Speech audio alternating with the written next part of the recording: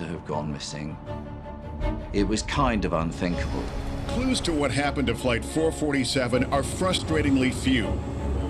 But now, recordings have been recovered from the cockpit.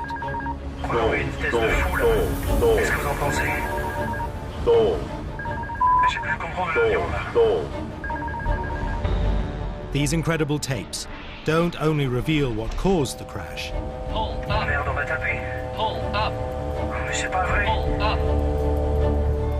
They pose a disturbing question. Just how safe is flying today?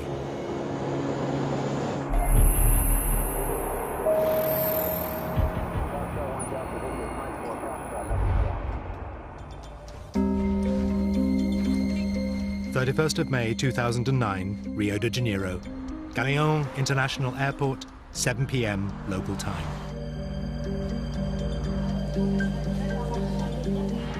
The Air France flight, an Airbus 330, takes off for the 11-hour journey to Paris.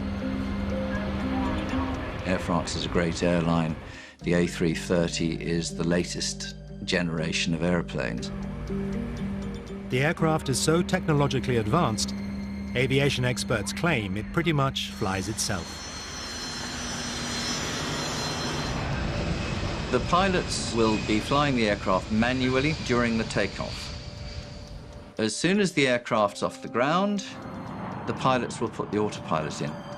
Then it doesn't come out until the last 500 feet of the descent. They trip the autopilot out, and then by the time the aircraft's come to a halt off the runway, you've had about 2 minutes flying. So it's about 4 minutes of flight. There are 228 people on board from 32 different countries, including 5 from the UK, but the majority are French.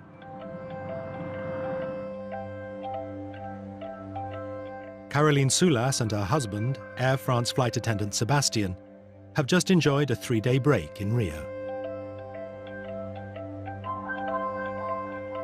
Caroline got the opportunity to travel much because with her husband she went everywhere in the world, especially for Brazil. She went 3 times in Brazil. She fell in love with this country. Just before boarding Flight 447, Caroline contacts her mother, Corinne, at home in Paris. Before leaving Rio, it was about 7 o'clock, she sent me a text saying, it's a pity to leave Rio because it's so sunny. What's the time in Paris? It was the last text I had. 1:35 a.m. Flight 447 makes final radio contact with Brazilian air traffic control. Your traffic, my friend. Okay. The plane leaves Brazilian airspace and now flies into a radar dark spot in the middle of the Atlantic. The aircraft will be out of radar contact until it comes within range of Senegalese air traffic control. It was right in the middle of the big gap, in the middle of the ocean. And it was at a point where it was handing off between Brazil and Senegal. Most people don't realize that communications over the oceans are actually pretty spotty. And in this case, they were extremely spotty. 3:45 a.m. 2.5 hours after leaving Brazilian air control, Flight 447 still hasn't appeared on the radar screens in Dakar. They were slow to recognize, first of all, that the aircraft had gone missing. Senegal didn't sound the alarm very quickly. A search and rescue operation is scrambled to the last known position of the missing aircraft. In Paris, families and friends gather to meet the flight at Charles de Gaulle Airport. Waiting for the Air France flight 447. Corinne Soulas is at home, expecting her daughter to phone. But it is Caroline's father-in-law who rings. I receive a call asking me which was the number of the flight because he has heard on the TV or on the radio that the plane has disappeared. And I didn't know that. So I began to to be afraid. And when I saw every text on the TV or hearing the radio, I became folle, comment on dit? Mad. I became mad. Caroline's father, Robert, was working abroad when he heard the news. After I was alone on the earth, it was a great moment of loneliness. I couldn't imagine the loss of Caroline. It was not possible. Within hours of the disappearance, Air France makes an announcement. This is a catastrophe, undoubtedly, and we have lost an aircraft with 228 people on board. Flight 447 has seemingly vanished. No mayday, no trace on radar, no witnesses, and no sign of wreckage. Clues to what happened to Flight 447 are frustratingly few. There was so little information available initially. Did the aircraft just go missing? Has it actually crashed? Where was the wreckage? The crew showed no sign of alarm because if they were seriously alarmed by something, they'd have made an emergency call to air traffic control, but they didn't. And the fact that there was no distress signal, what does that say to you? It could be, dare I say, a bomb or something like that. First thing people think about now, post-2001, is terrorist attack. When French intelligence officers check the passenger list, they spot names they suspect are linked to radical Islamic organizations. Only the wreckage could confirm or disprove the bomb theory, but they cannot pinpoint where the plane went down. The difficulties for Air France 447 were huge. Firstly, the aircraft crashed in an area where there was no radar coverage, so it was not possible to locate where it had hit the sea. So the search area was enormous. They were looking over an area of 17,000 square kilometers. On June the 6th, 5 days after Flight 447 disappeared, fragments of wreckage, along with 50 bodies, are discovered approximately 600 miles off the coast of Brazil. The find rules out a bomb. The plane was in one piece when it hit the water. The fact that the bodies that were found floating on the water came from many parts of the aircraft, as when they were identified, gives some indication that the aircraft was intact and the people were still inside it when it struck the water. But if an explosion didn't down Flight 447, what did? How can such a sophisticated, expensive machine have such a large, profound loss of life? There was a very strong hunger and need to know why it happened, both for the families and also for future safety. With over 600 Airbus A330s in daily service worldwide, it's vital to find out what caused the crash. The answers could lie in the plane's black boxes, but they are lost 2.5 miles down on the seabed. I want to know exactly why my daughter died. The reason why.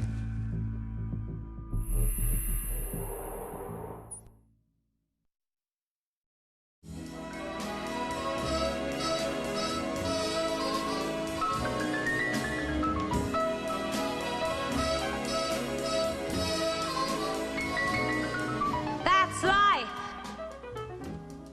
That's what people say. You're riding high in April, shot down in May. There are times when we all need help. Help like the NatWest Emergency Cash Service. So if your debit card is lost or stolen, you could still get your cash from our ATMs any time of the day. NatWest. Helpful banking.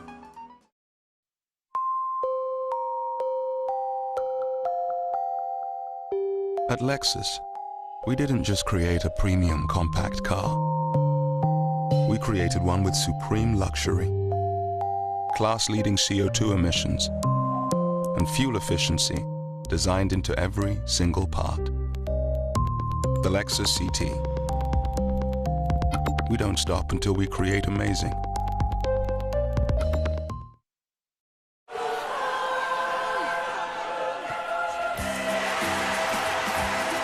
Nothing beats the feeling of watching live goals.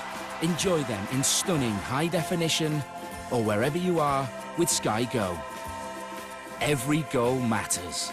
Don't miss out this season. To join or upgrade, call 08442 410 401 or visit sky.com/Sky Sports now. Sky. Believe in better. What happened to all the milkmen? People don't just disappear. Unless they're kidnapped and forced to steal our Cravendale. Brainwashed by the Thumbcat regime. Double evil.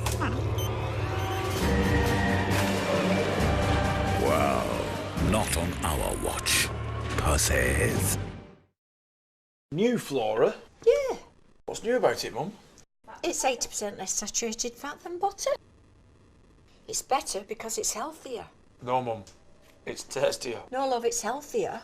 No, Mum, look. It says it's a new blend. It's tastier. New Flora, it's healthier. And tastier. Hello? Hello? At ADT, we understand the real cost of burglary is not just what they take.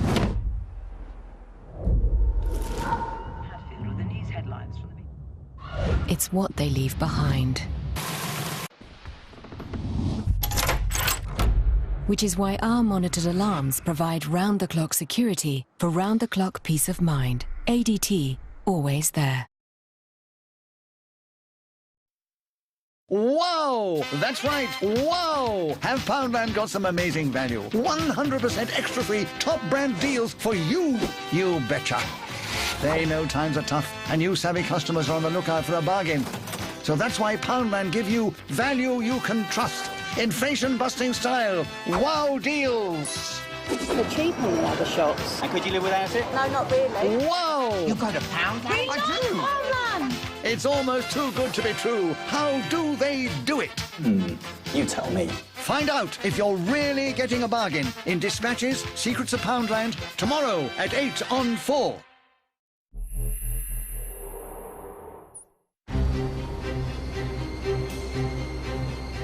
French investigators need to discover why a state-of-the-art Airbus A330 has crashed off the coast of Brazil. They believe the missing flight data black boxes can solve the mystery. It was possible that we would never find the black boxes, and certainly there have been accidents in the past where the black boxes have never been found. A French nuclear submarine is enlisted to join the search. It can pick up the ultrasonic signals transmitted by the black boxes. You have a 30-day lifespan on the underwater locator beacon, and the terrain at the bottom of the sea was very mountainous. If you can imagine, the seabed rises and falls by a huge amount, varying between, I think it was around 900 meters down to more than 4,000 meters depth.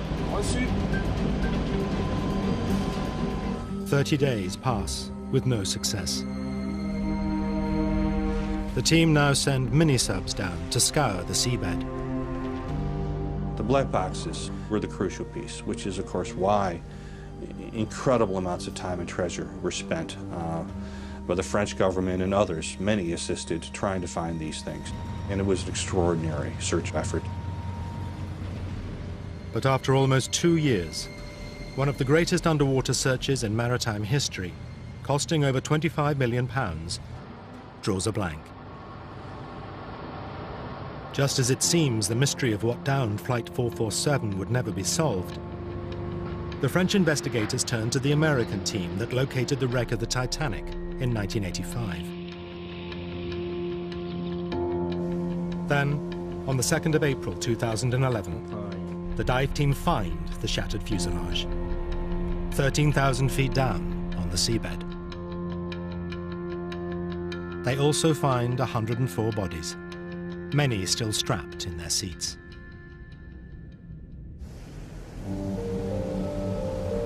Quite a few of our families were literally kind of on tenterhooks waiting for a call as to whether their loved ones have been found. And for families that then get the call saying, sorry, we haven't found it, their hopes have been raised up, then dashed again. 74 bodies remain missing, including that of Caroline Soulas. It was a nightmare, a new nightmare for a lot of families. But deep under the Atlantic, the divers are still searching the wreckage. Until, at last, they find what they are looking for, the black boxes. When they did find them, it changed everything, because now we started really getting a clear picture. The families and friends of the 228 people who died now have a chance to find out what really caused the crash. The black box data will unravel the precise sequence of events that led to the loss of the aircraft. The actual recordings have not been publicly released, but actors will read a transcript documenting the final, terrifying minutes leading up to the crash. Je crois qu'on va à une vitesse de fou là. Qu'est-ce que vous en pensez? Remonte, remonte, remonte, remonte! Flight 447 leaves Rio and heads north, following the east coast of Brazil. In charge of the plane is Captain Marc Dubois, aged 58, with almost 11,000 flying hours under his belt. The second pilot is 37-year-old David Robert, who's clocked up over 6,500 hours. The third pilot is Pierre-Cédric Bonin, whose wife is also on tonight's flight. Aged 32, Bonin, with just under 3,000 flying hours, is the least experienced member of the crew. Bonin is sitting in the cockpit's right-hand seat. His captain, Dubois, is sitting on the left. Robert is taking the regulation sleep break in the small cabin to the rear of the cockpit.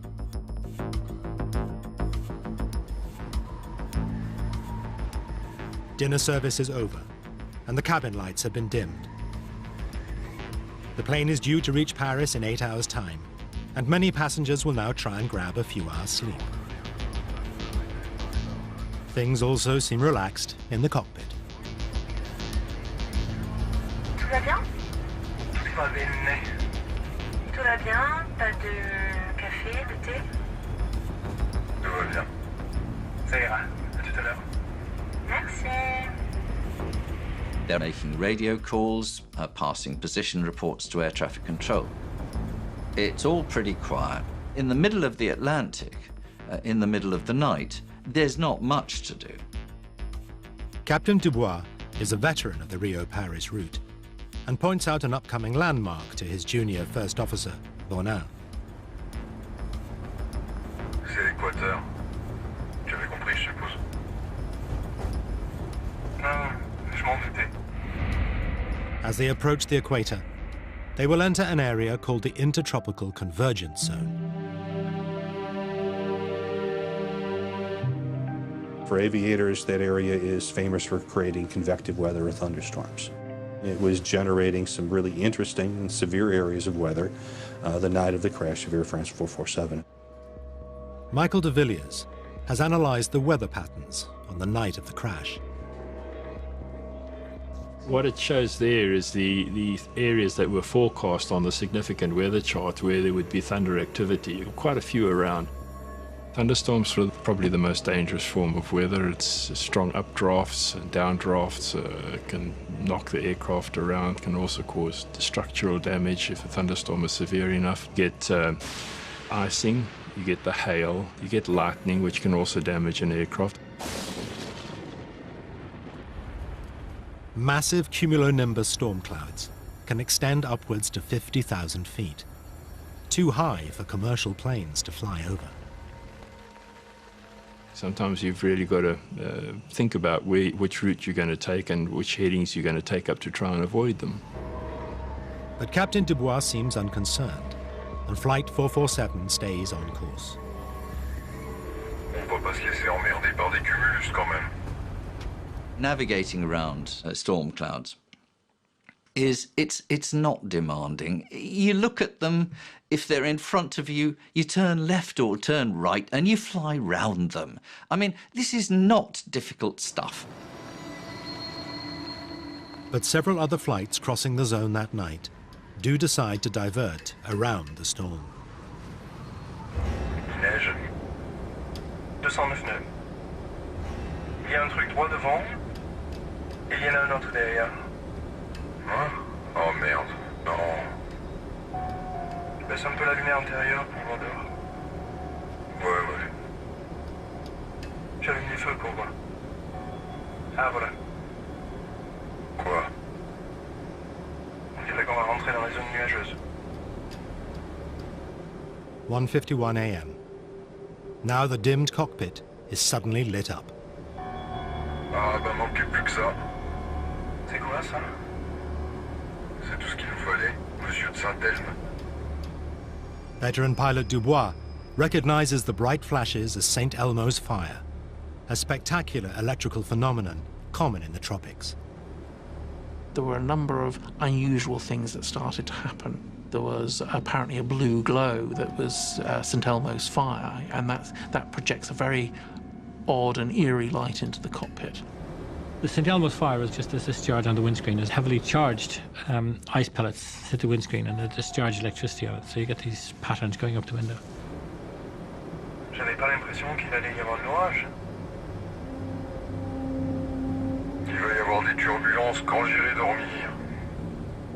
David Robert, who was having a break in the small cabin at the rear of the cockpit, will shortly swap places with Captain Dubois. Bon, bah y a plus qu'à le réveiller, hein, c'est ça? Before Robert arrives, Captain Dubois wants to establish who's going to fly the plane while he's on his break. Ouais, c'est qui le pose? C'est toi? Bon, il va prendre ma place. This means Bonin, with the least amount of flying hours on his record, will pilot the plane until the captain returns.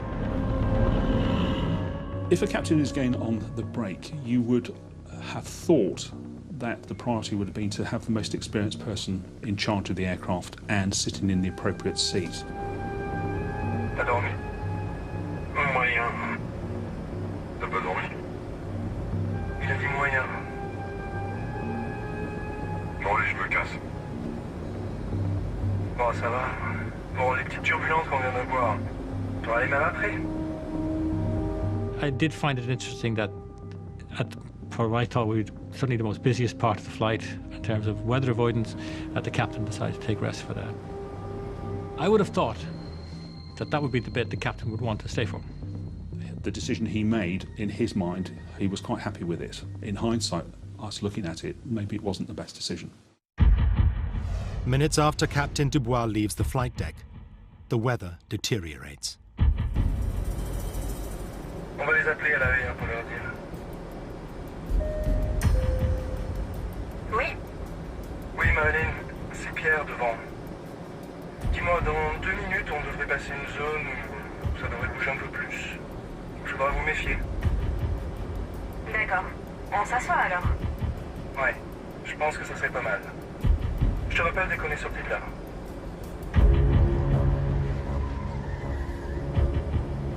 Vache, heureusement que c'était la 330, hein? C'est clair. Moins 42 degrés. Robert suggests changing course to avoid the storm clouds. Tu veux pas tirer un peu plus sur la gauche, là?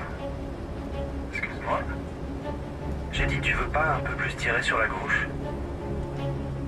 As Bonin steers the plane 12 degrees to the left, a sharp, chlorine-like smell spreads through the cockpit.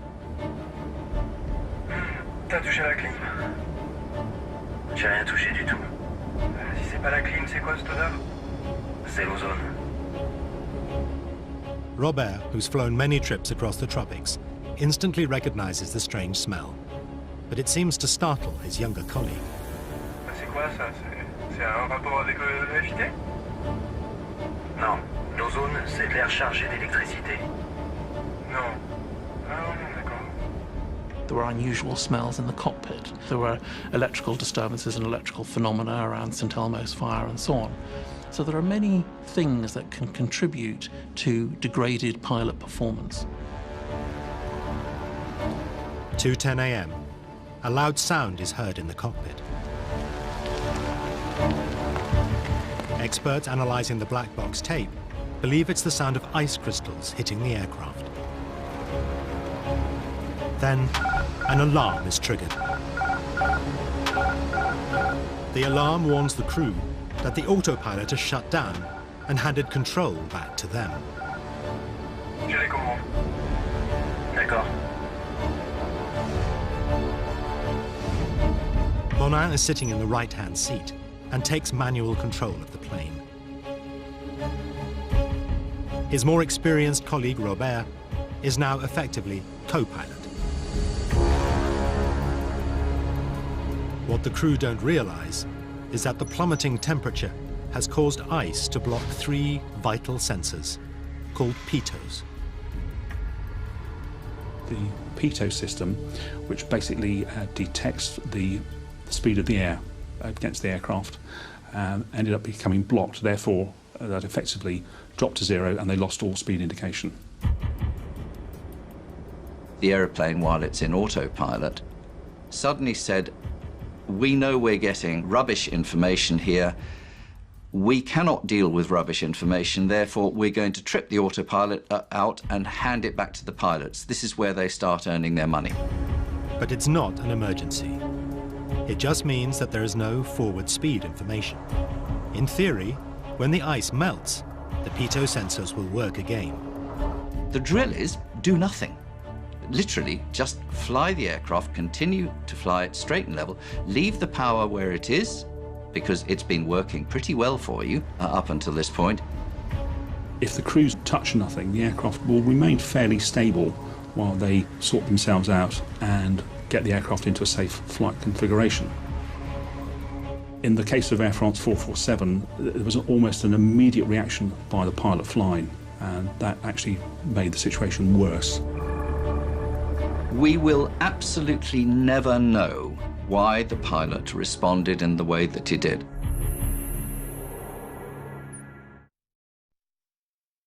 This man claims he can communicate with one of the ocean's most elusive and mysterious giants. With his help, Jimmy Doherty and Professor Joy Reidenberg My heart is pounding. want to get up close and personal with the sperm whale. Now that is what it's about. That was brilliant. Jimmy and the Whale Whisperer, next Sunday at 7 on 4.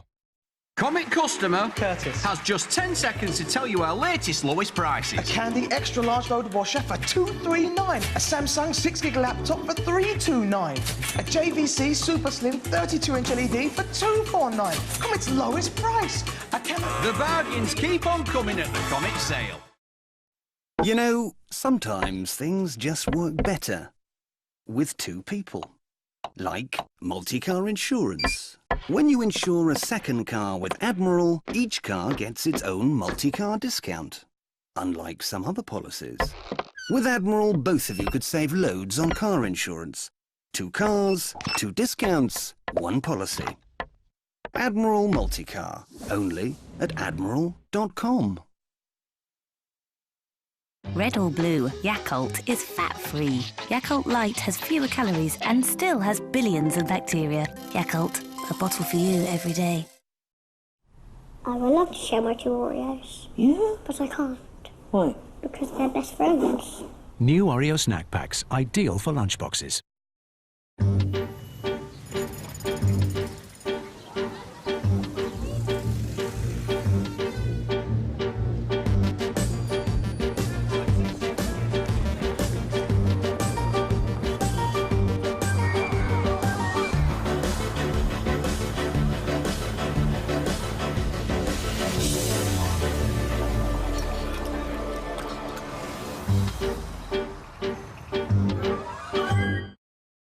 They say a problem shared is a problem halved, and that's why Age UK are here, to help you make the most of later life. So if you need advice, get in touch. Age UK can help you stay independent in your own home, find the right care for you or a relative, or help you stay active and healthy. They may even be able to help you get more money if things are tight. For your free guide about the little things you can do to stay independent, give Age UK a call or visit their website. Sponge cake.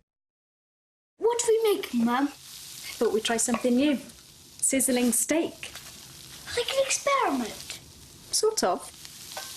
Like Einstein? Pretty much. Wow!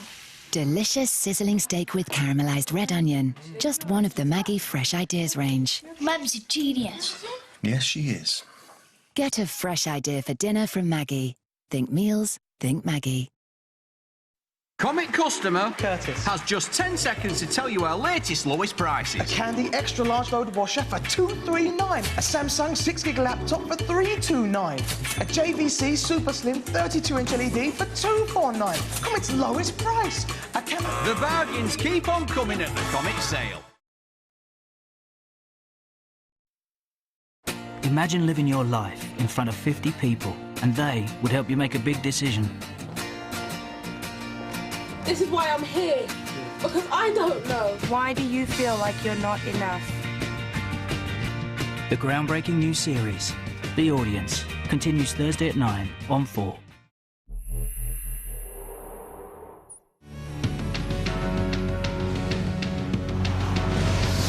Air France Flight 447 has flown into a storm, and its speed sensors have cut out. The plane's autopilot is shut down, handing control of the aircraft back to the flight crew. The captain is on a sleep break. First Officer Bonin is now flying the plane manually. His fellow officer, David Robert, with many more flight hours experience, is handling radio comms. Je les commande. D'accord. Bonin controls the plane with a side stick. He had the side stick in his right hand, and he just yanked it backwards. In layman's terms, what the pilot flying did was pull back on the control stick, which caused a change in the pitch attitude to go nose up, causing the aircraft to climb. The black box data confirms why Bonin wanted the plane to climb. The aircraft instruments showed a loss of altitude of 400 feet or so. But when the speed sensors froze up, the instrument displays gave the pilots false readings of their speed and altitude. It was not an actual loss of altitude. It was only instrumental. It was false. It was wrong. Ça n'affiche pas la bonne vitesse. On a perdu la vitesse, c'est ça? You've got to rely on your instruments, and of course if your instruments are now faulty or telling you wrong information, then it's difficult to know where to take that, because you train to rely on these things. Bonin decides to trust the instruments. He pulls back the stick, and the plane starts to rise. The aircraft will go up quite rapidly. In fact, at one point it's climbing at 7,000 feet a minute, which is a very high rate of climb at that altitude.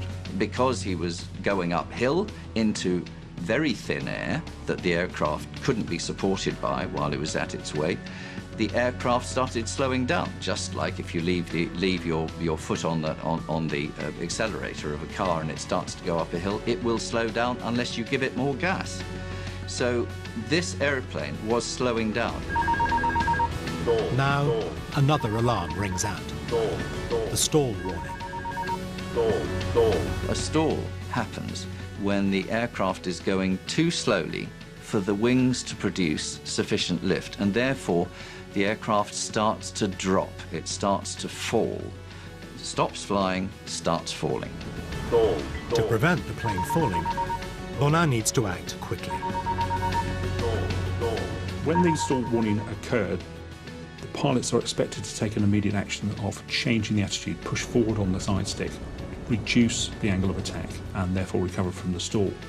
The way to recover that is to get your speed back. And the way to get your speed back is to put the nose down and go downhill. But Bonin doesn't put the nose down. He keeps the stick back, and the aircraft gains even more altitude, whilst continuing to lose speed. I'm only left to draw the conclusion that they didn't believe that the aircraft was stalled. The black box records show that one of the 3 speed sensors that had frozen now starts working again. Unfortunately, when the airspeed indications came back online, the aircraft attitude and various other parameters of the aircraft had changed quite dramatically. Now, some new sensors come back in with valid information that didn't look valid because everything else was so totally messed up. Fais attention à ta vitesse. Fais attention à ta vitesse. Ok, je redescends. Stabilise. Ouais. And that's really where things went from a very benign circumstance to a rapidly escalating, out-of-control circumstance. Robert presses the crew call button. He wants to get Captain Dubois back from his break and onto the flight deck. But there's no answer.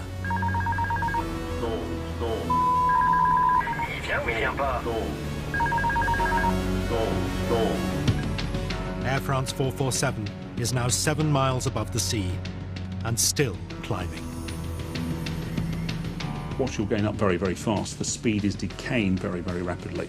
If you kept pulling back, then you'd increase the rate of climb to a point, and the speed would decay until you got towards the point where the aircraft stalled.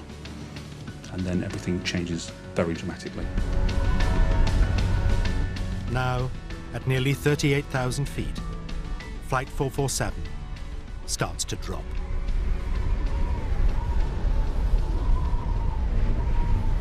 On a pourtant les moteurs, qu'est-ce qui se passe, bordel? Tu comprends ce qui se passe ou pas? J'ai plus le contrôle de l'avion. J'ai plus du tout le contrôle de l'avion. Merde. C'est quoi là? Je crois qu'on va trop vite. Just under a minute after he was first called, Captain Dubois returns to the cockpit, taking the jump seat behind the younger officers. Bon, qu'est-ce qui se passe là? Qu'est-ce que vous foutez? Mais qu'est-ce qui se passe? Qu'est-ce qui se passe? Je sais pas ce qui se passe. On perd le contrôle de l'avion. On a totalement perdu le contrôle de l'avion. On comprend rien. On a tout tenté. When the captain emerged onto the flight deck, that was a point at which a fresh set of eyes could have made sense of what was actually going on, and there was still time to recover the aircraft. There wasn't any conversation about here's what happened and here's how we got into it. I think it would be very difficult for somebody just walking straight onto a flight deck to suddenly instantly determine, oh, you are in a deep stall descending at 10,000 feet a minute with a high nose attitude, you need to do this. Alors tiens, prends ça. Prends ça. Le problème, c'est que j'ai pris de l'avion. D'accord. The variometer, the instrument that measures the vertical speed of the aircraft, has stopped working. J'ai plus rien qui s'affiche. On n'a pas une seule indication valide. They were faced with unreliable indications of things, and they were trying to make sense of what was reliable and what the aeroplane was actually doing. So they were struggling to know what you could believe and what you couldn't believe. Because Bonin is still pulling the stick back, the nose is up and the plane is stalling. Je crois qu'on va à une vitesse de fou là. Qu'est-ce que vous en pensez? He thinks the plane is going too fast and moves to put on the air brakes. At that point, that's absolutely the wrong thing to do. The problem already was going too slow and not having enough lift. The speed brakes would have made that worse. David Robert rapidly overrules the man flying the plane. Non, non, surtout sors pas les freins. Non? Ok. Les sors pas. The aircraft now falls to below 30,000 feet, but they still have time to recover the situation. If they had stuck the aircraft's nose down and applied a decent amount of power, they could have recovered completely from the stall and, with an undamaged aeroplane, resumed the flight. Robert now takes over control of the plane without issuing the customary verbal acknowledgement. But he doesn't realize that Bonnat is still pushing back on his stick, and the crew concentrate on getting the wings straight, rather than powering the plane downwards, out of the stall. Les ailes sont à l'horizontale, non? Les ailes à plat, là. Allez, on dresse sur l'horizon. Sur l'horizon. They didn't understand what was happening to the airplane. They didn't have it. The picture they had in their head of what was going on was so confused that the actions they took, which they hoped would recover the airplane, were absolutely the wrong actions. On tire, qu'est-ce que t'en penses? Qu'est-ce que t'en penses? Qu'est-ce qu'il faut faire? Je sais pas. On descend. They were suddenly faced with something they'd never experienced before, and therefore there was a moment of complete shock, and known as the startle effect. A lot of things were happening all at the same time, and they didn't quite know exactly what was happening. Non, tu montes là. Alors on descend. Tu montes. Merde, c'est pas possible. We'll never know what was going on actually in the heads of those pilots. All we know is that they were confused. Exactly what picture they had of what was going on, we'll never know. The stall alarm, having rung 58 times, now cuts out. The computer stopped telling the pilots that the aircraft was stalled because it had gone into realms that the computer just didn't recognize. The computers have switched off. They've said, sorry, there's no information here that I can work with, so I'm out. The ocean is now just 20,000 feet below the rapidly descending plane. The aircraft went down that way with an average rate of descent of 10,000 to 15,000 feet a minute. That is quite a lot. And that means there was an awful noise. The aerodynamic noise was terrific because there was so much turbulence being generated by the wings. Robert thinks he is flying the plane, but doesn't seem to realize that Bonnat is still pulling back on his stick and still keeping the nose of the plane up. Attends, moi j'ai les commandes. C'est moi qui ai les commandes, non? It certainly appears that there was a breakdown of the discipline and communication with it on that flight deck. Ça y est, on va arriver au niveau centre. Flying through, they saw flight level 100, which is 10,000 feet. I think that was a point where we went from, we have some time to figure this thing out, to like, we might not be able to save ourselves. This aircraft was falling out of the sky like a stone. It was absolutely not flying. It was falling. And it was falling with its nose pointed upwards. Remonte. Je garde à fond là depuis tout à l'heure. Captain Dubois now gets the vital information. He realizes Bonnat has been pulling back on the stick, pushing the nose up, and stalling the aircraft. Non, ne remonte pas. Non, descends. To get out of the stall, Robert knows he must get the nose of the plane pointing downwards. Alors donne-moi les commandes. À moi les commandes. Vas-y, fais les commandes. Attention, tu cabres. Je cabre. Il faudrait là, on est à 4000 pieds. Tu cabres là.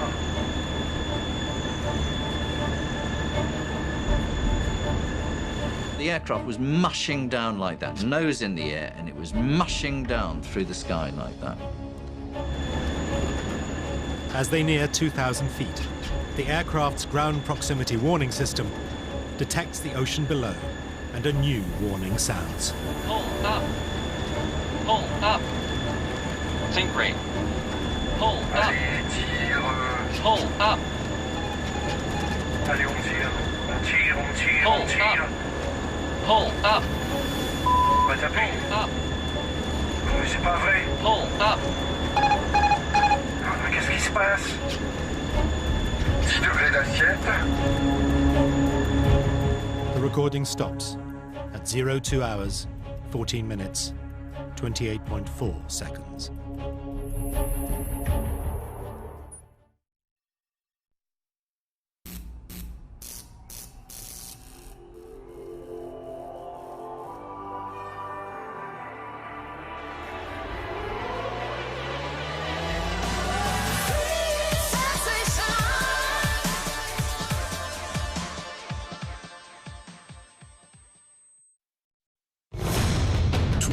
Why we fight is to ask why the leaves fall.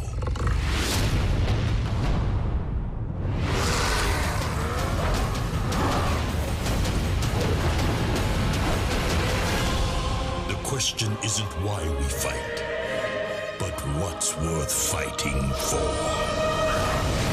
World of Warcraft, Mists of Pandaria. Pre-order now at warcraft.com. Britain's favourite, love the flavour. Cooks real quick, saves time for later. Got it as a picture on my screensaver. That's how much he likes it. Golden, bubbly, fatter, tasty fish is what I want upon my platter. Chip shop caught from Yarns.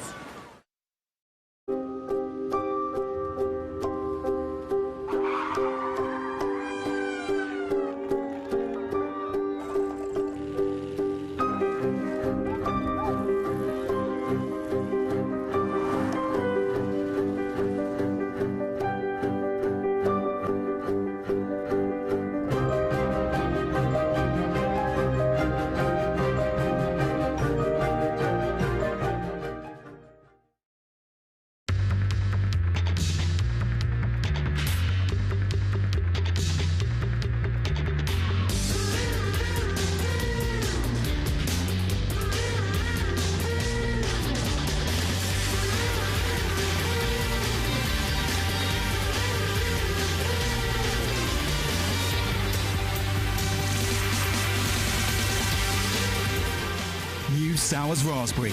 It's time you tried it.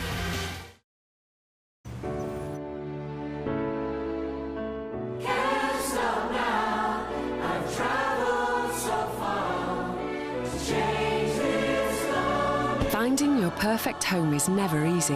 Our new Home Finder app can help. It gives you all the tools you need to find and buy your perfect place. It's free to download now. Making it easy to find and buy your new home. Halifax, the people who give you extra.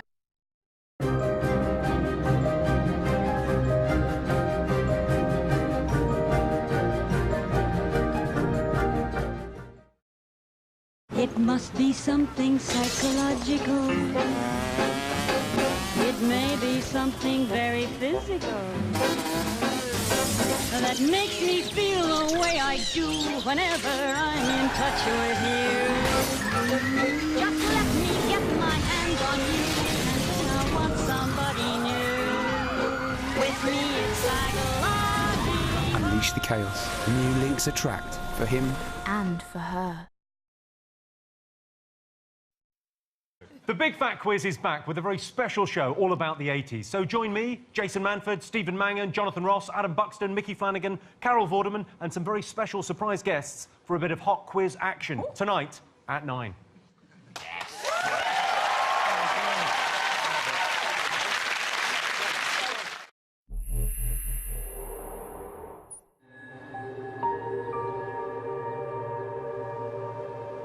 228 people died on Air France Flight 447.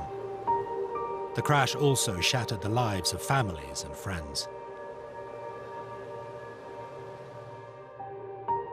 Sebastian Vedovati and Caroline Soulas met in 2003 on an Air France flight to San Francisco.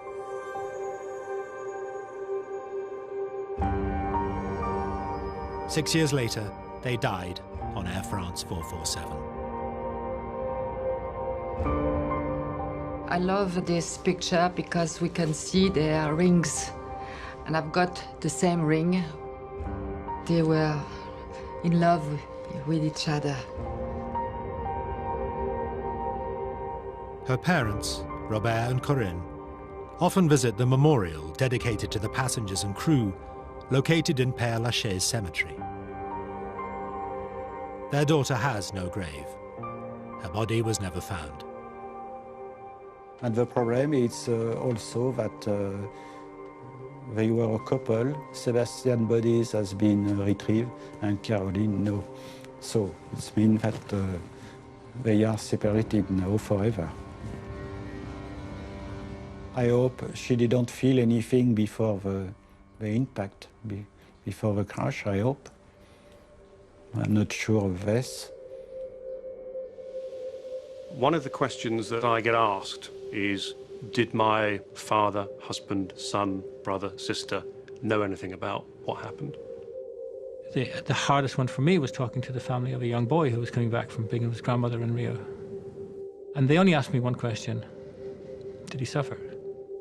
A mother asked me, so would my daughter have known about this? Because a lot of friends had told me that she wouldn't have known anything. She wouldn't have been conscious.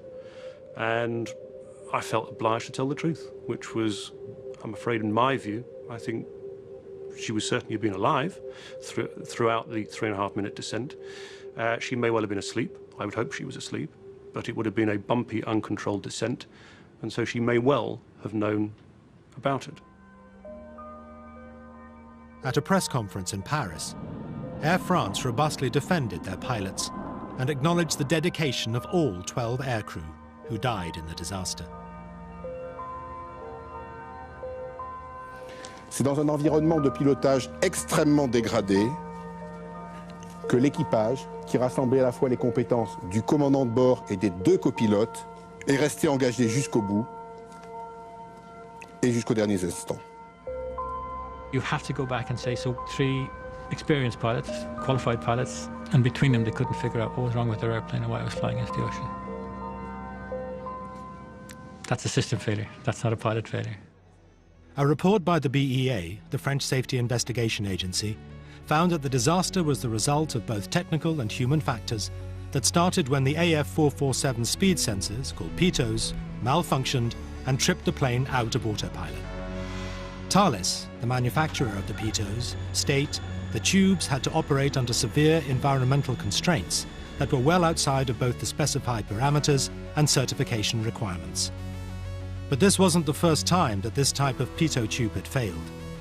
EASA, the European Aviation Safety Agency, were aware of 17 cases of pitot failure from 2003 to 2008, but state it was not reported to them that crews had difficulties in addressing the situation. The pitos had been qualified to high standards and therefore did not justify mandatory action. Air France knew there was a problem with the pitot tubes, and by agreement they were going to phase in these replacement working pitos over a matter of months. But what they weren't going to do is to ground all their Airbus aircraft whilst these new working pitos are retrofitted. They felt that they could operate safely, in their opinion. Airbus, the manufacturer of the A330, also stress the pitos fitted on the plane met all safety requirements.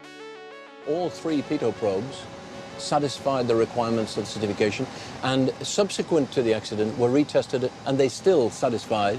In fact, they did better than the certification limits by quite a bit. After the accident, EASA made installation of new pitos compulsory, and since August 2009, the entire Air France fleet of A330s is equipped with the new pitos. The investigation report also recommended improvements to A330 stall alarms and cockpit instrumentation. Primarily the plane's flight path navigational aid, the flight director. The flight director was a bit confusing. And keep in mind, we've established already that the computers were confused, that they were still tending to follow the flight director commands.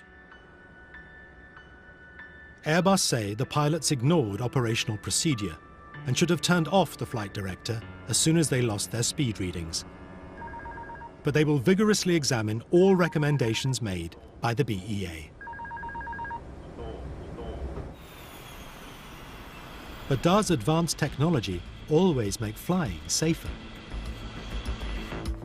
The aeroplanes themselves, they may be simple to fly, they may have automation to help you do it, they may have computers to help you calculate things with incredible accuracy, but they are immensely complex. So if anything goes wrong, it's rather like something going wrong with your computer. An airplane's just a big bunch of computers nowadays. So can we trust that pilots still have the skills to fly? The crew of AF447 were fully trained and qualified. But the French investigation recommended additional training for pilots.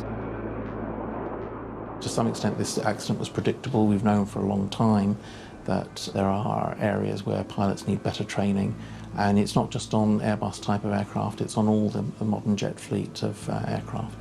Pilots who are primarily used to using all the automatics can have their manual flying skills degraded, and this is a concern within the industry, that is happening. Therefore, if you have an unusual situation that perhaps they haven't trained for, then it does rely on a discipline and appropriate training for those pilots to be able to say, I can still fly this aeroplane. Air France state that over the past 3 years, simulator sessions have been introduced to address unsure speed at altitude, as well as new emergency maneuvers in case of a stall situation.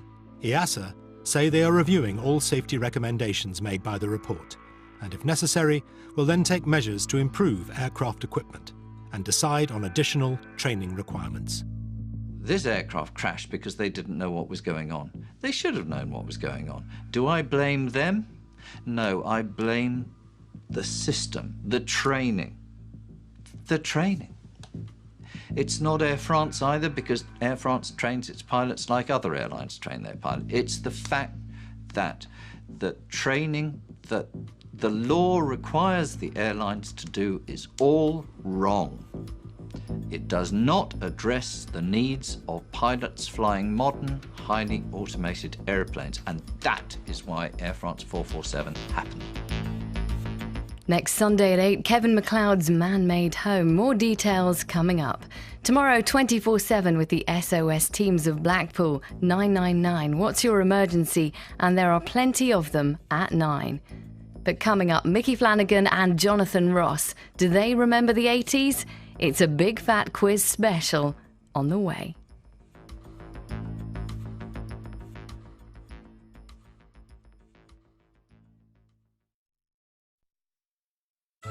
I want it to be the shed of my imagination. Kevin MacLeod is going wild in the woods. It's about making and doing rather than buying and consuming. Repurposing and recycling to build his off-grid dream home. Do not want to screw this up. And he's doing it all with his bare hands. That's the whole point about a shed, they're for trying stuff out. You remember that thing we shared? This is it. Going off and doing stuff you've never tried before. That's exciting. See Kevin like you've never seen him before. You are a madman! As he tries to make his dream a reality. Kevin MacLeod's Man-Made Home. Next Sunday at 8 on 4.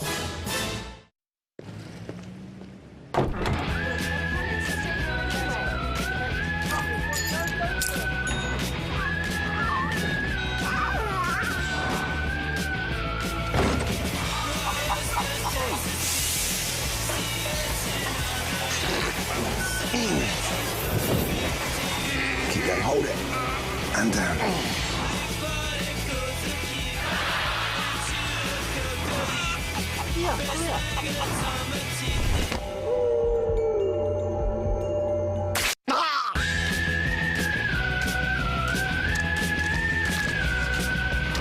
Hotel GB, where Channel 4's finest are at your service. Opening soon on 4. What could possibly go wrong? Alan's back, Chatty Man with Gok1 and Pink at 10:35. But first up, Acceptable in the 80s. A big fat quiz special now with strong language and adult humour.